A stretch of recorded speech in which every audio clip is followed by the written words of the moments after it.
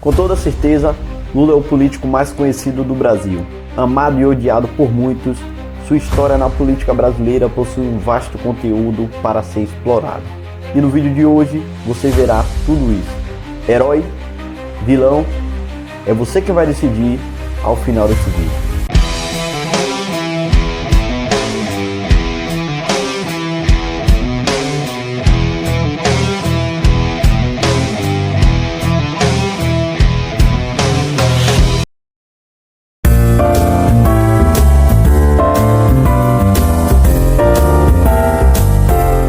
Nascido em Caetés, interior de Pernambuco, em 1945, sétimo filho de um casal de lavradores analfabetos, Lula teve uma infância difícil.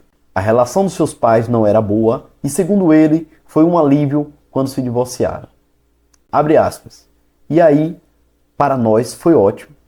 Nós ficamos em liberdade. A gente passou a viver melhor. Era uma pobreza com liberdade. Então, a separação dos meus pais, no fundo, foi uma grande liberdade. E não era uma realidade só dele. Naquela época, a vida era bem complicada no interior do Nordeste.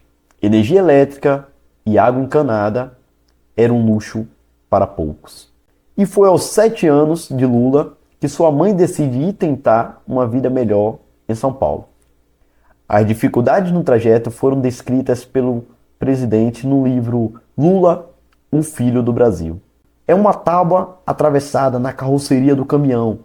Não tem nem encosto atrás. Não é um banquinho de madeira. É uma tábua grudada na carroceria. Você senta e não tem encosto. A gente pode cair.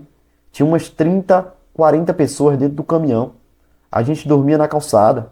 Se esticava e começava a dormir ali. Às vezes com um cobertorzinho. E de repente, a gente acordava embaixo de chuva e tinha que correr para debaixo do caminhão. Não cabia todo mundo. Ficava todo mundo amontoado debaixo do caminhão, afirmou Lula. Ainda criança, Lula começou a trabalhar no Cais de Santos para ajudar a pagar as contas. Já aos 8 anos, ele virou engraxate e aos 9 anos, ajudante de tinturaria. Quando concluiu o ginásio, foi empregado em uma metalúrgica e entrou no curso técnico de torneiro mecânico do Senai.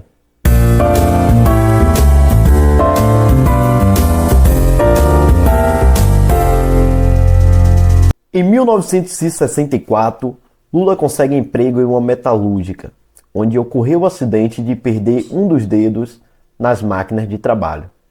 Recebeu 350 mil cruzeiros de indenização e após algum tempo saiu da empresa por querer aumento salarial. No final da década de 1960, Lula passou a frequentar sindicato de trabalhadores metalúrgicos e isso se deu por influência de um dos seus irmãos que era militante comunista. Lula passou a conciliar sua jornada como operário com as obrigações do sindicato, chegando a ser eleito para cargos importantes como de primeiro secretário de um sindicato de metalúrgicos no ABC Paulista. Em 1975, Lula se tornou presidente de um sindicato de metalúrgicos no ABC Paulista e, nessa função, tornou-se uma personalidade influente entre os trabalhadores. No final da década de 1970, ele liderou grandes greves de trabalhadores metalúrgicos na região. Essas greves foram importantes porque marcaram o ressurgimento do movimento operário depois que a repressão dos militares havia aumentado em 1968. O envolvimento de Lula com as greves dos operários no ABC Paulista fez dele alvo da repressão da ditadura e, por isso, em 1980, ele foi preso e permaneceu no DOPS, centro da repressão, por 31 dias.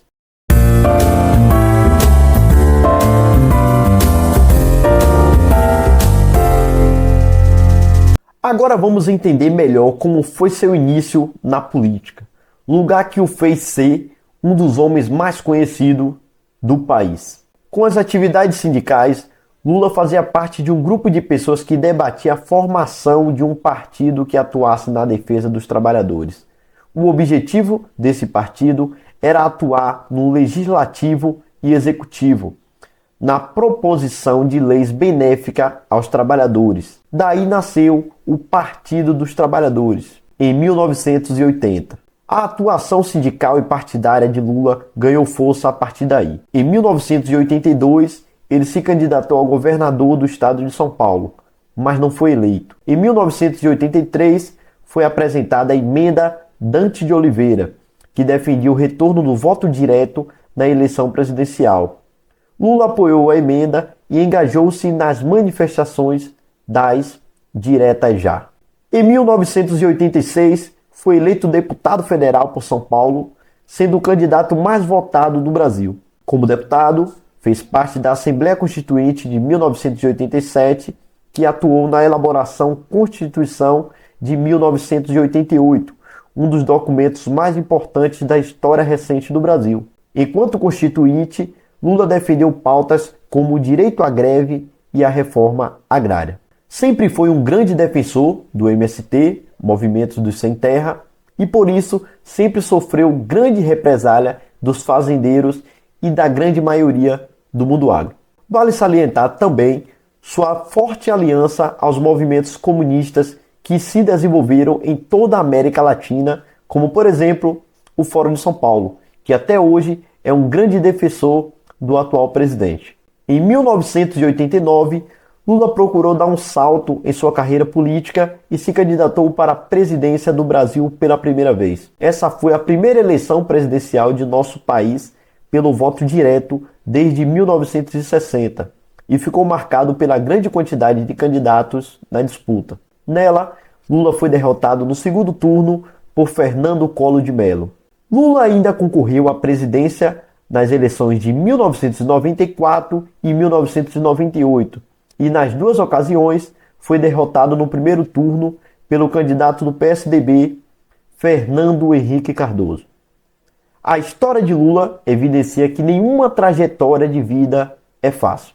Antes de se tornar presidente pela primeira vez, foi derrotado em várias outras. Porém, ele não desistiu até alcançar sua primeira eleição em 2002. Sem enrolação, sem fórmulas mágicas, aprenda os 5 passos para construir riqueza do zero. E a partir de hoje, você irá trilhar o caminho para a prosperidade. Link na descrição desse vídeo e no primeiro comentário fixado.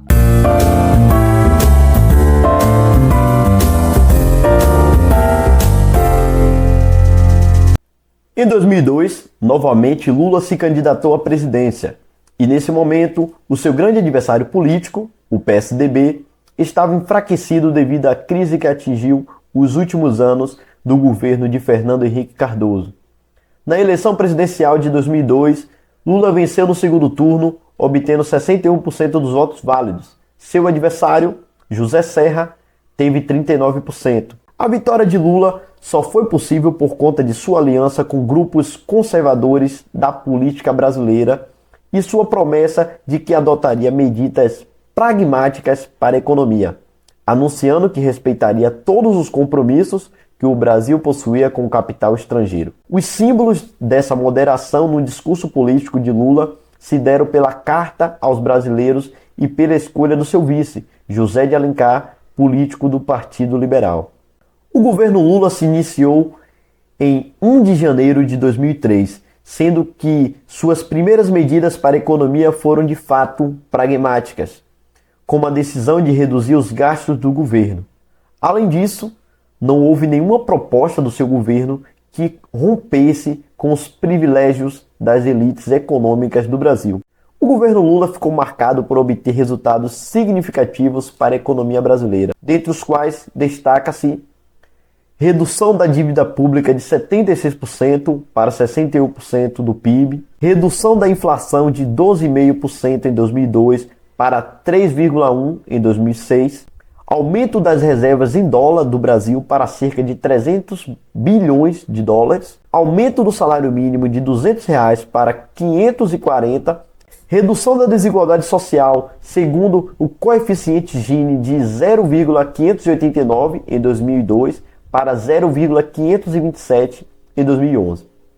Na parte negativa, a união com Nicolás Maduro e Hugo Chávez, que claramente são ditadores e oprimem a sua população, Lula sempre foi omisso quanto a isso.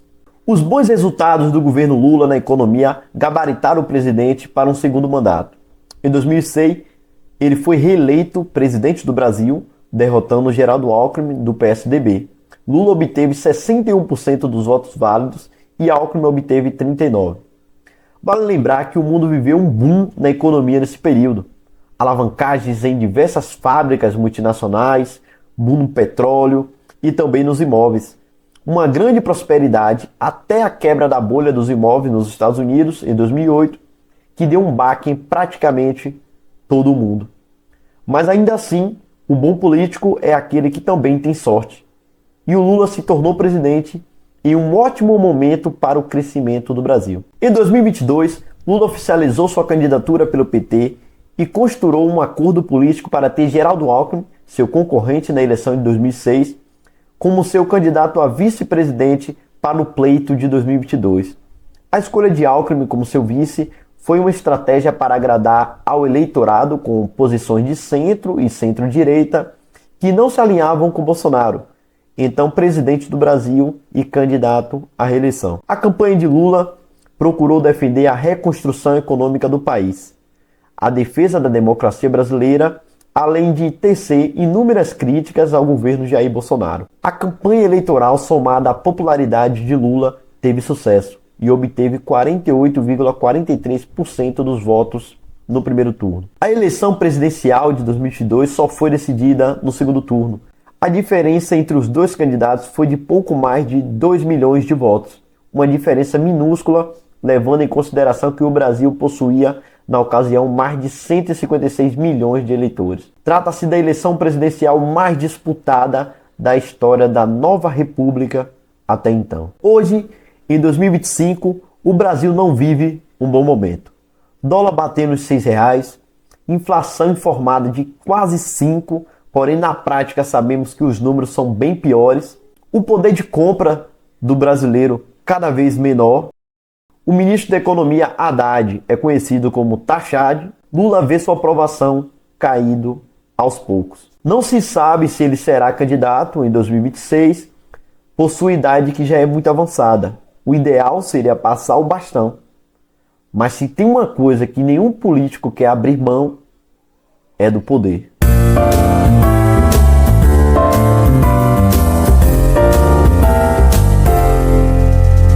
Apesar dos bons resultados na economia, o fim do primeiro mandato de Lula ficou marcado também por um escândalo de corrupção que recebeu o nome de Mensalão. Nesse escândalo, foi descoberto que membros do PT estavam comprando parlamentares por meio de Caixa 2, com o objetivo de garantir o apoio desses parlamentares aos projetos do PT no Legislativo. O escândalo do Mensalão estourou um ano antes das eleições presidenciais e fez com que alguns membros do governo fossem desligados de seus cargos. Apesar do abalo no governo, Lula não foi diretamente atingido porque as denúncias não o acusaram de estar envolvido com a compra dos parlamentares. E isso foi só o início. Alguns anos depois, aconteceria uma das maiores investigações da história do mundo, denominada de Lava Jato. O PT e seus aliados viram a casa cair pela primeira vez. E uma coisa que antes no Brasil era tido como inimaginável, tivemos diversos políticos da mais alta cúpula do país sendo almejados e presos. Inclusive, o maior nome da história do PT, Luiz Inácio Lula da Silva. Lula chegou a ser levado a julgamento perante o juiz Sérgio Moro, que o condenou a 9 anos e 6 meses pelo caso de corrupção que envolvia um triplex em Guarujá. Posteriormente, a pena foi aumentada para 12 anos e 1 mês. Em 7 de abril de 2018, Lula foi preso e permaneceu em regime fechado por 580 dias. Em 8 de novembro de 2018, foi emitida a ordem judicial determinando a soltura porque o seu caso não havia sido transitado em julgado. Isto é, as instâncias não estavam esgotadas. Como Lula havia sido condenado em segunda instância, foi emitida decisão para que ele fosse solto e só fosse preso quando seu julgamento estivesse finalizado. Em abril de 2021, o Supremo Tribunal Federal decidiu anular sua condenação realizada pelo juiz Sérgio Moro, que analisou as denúncias da Operação Lava Jato. Sérgio Moro, considerado incompetente para julgar o caso, o STF também determinou que o Moro havia sido parcial no julgamento em questão. Vale lembrar que a anulação do caso não o inocenta. O STF analisou vícios no processo, porém, se você parar para analisar a realidade, como pegar um político corrupto sem ultrapassar um pouco as regras? Sendo que esses políticos são agenciados pelos melhores advogados e contadores que o dinheiro pode comprar. Eu não estou querendo te convencer que o Lula é corrupto, mas sim que você use um pouco de bom senso e lógica. De onde surgiu o dinheiro das malas de Gedel? Por que os políticos são tão fiéis uns aos outros? Será que eles não sabem de podres que não sabemos? Disso nós nunca vamos saber ao certo. No momento desse vídeo, Lula continua sendo o presidente do país. E essa é a sua história, como um dos principais políticos do Brasil. Ao longo desses anos de governo, tivemos erros e acertos. Para uns, ele é um grande gestor. Para outros, um grande corrupto. Mas a verdade é que daqui a 50 anos, ele ainda será lembrado. Positivo ou negativo, isso só o tempo nos dirá. Se gostou do vídeo, não se esqueça de deixar um like e compartilhar o conteúdo.